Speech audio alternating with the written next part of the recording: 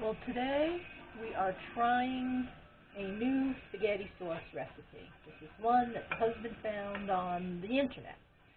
This is 1 pound of hamburger with one small onion that's been cut up and that has been all browned. To that, we're adding 1 can of spaghetti sauce.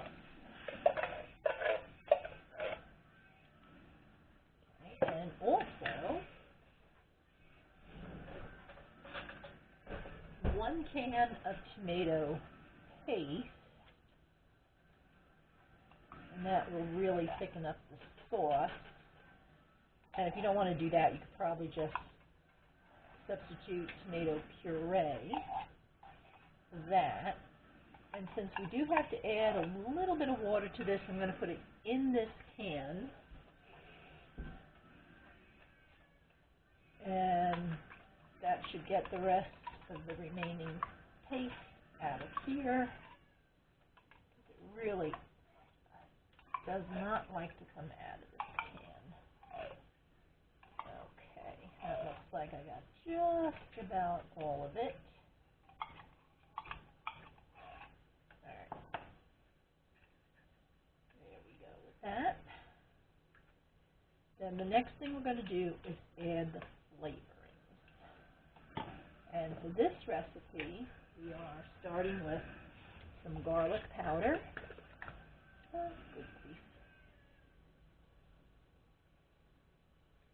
And you could always substitute fresh garlic, but this happens to be what we have.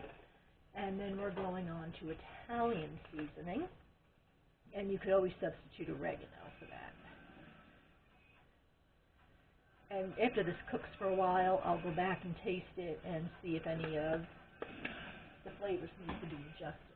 It also calls for parsley, which usually the Italian seasoning has some parsley in it, but they wanted extra parsley.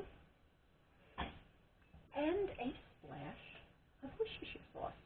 I have not bought this in a long time, and when I bought it today, sticker price shock. It takes about a tablespoon, I think, full, so that's about right. And sugar, which my husband and I always argue about, should you put sugar in or not, but you should. Okay, so all this gets mixed up, and then this is going to come to a boil and then simmer for about half an hour. So while that's simmering, see that? You want to squish that tomato paste, make sure it's nice and mixed in. This looks, it smells delicious already. Okay, so this is going to go and cook for about half an hour. The pasta we're using tonight is penny pasta. So I'll show you what it's like when it's all done. Okay, sauce is done.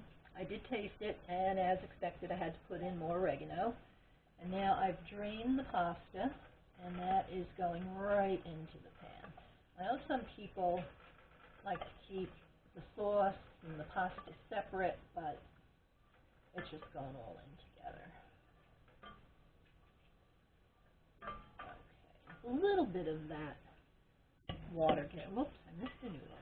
A little bit of that water gets in there. Not a big deal. Now, just going to turn this over so that all these noodles get some of that good sauce on there.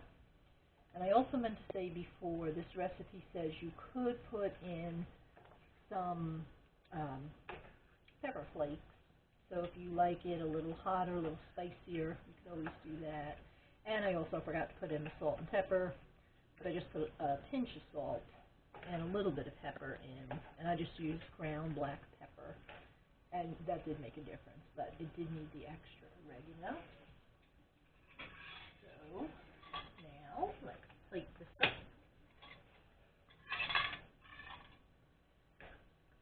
Oh, that looks delicious. Look at that meat sauce. Beautiful, beautiful. And of course, the first time I do a recipe, I mostly follow the recipe. But if I made this again and I thought it would be good, I would put in maybe some peppers, mushrooms, whatever else. So there it is. I'm going to have mine with a salad of lettuce, tomato, some cucumber, and red onion.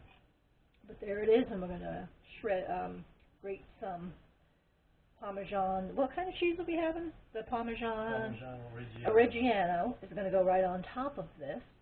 Give this a try.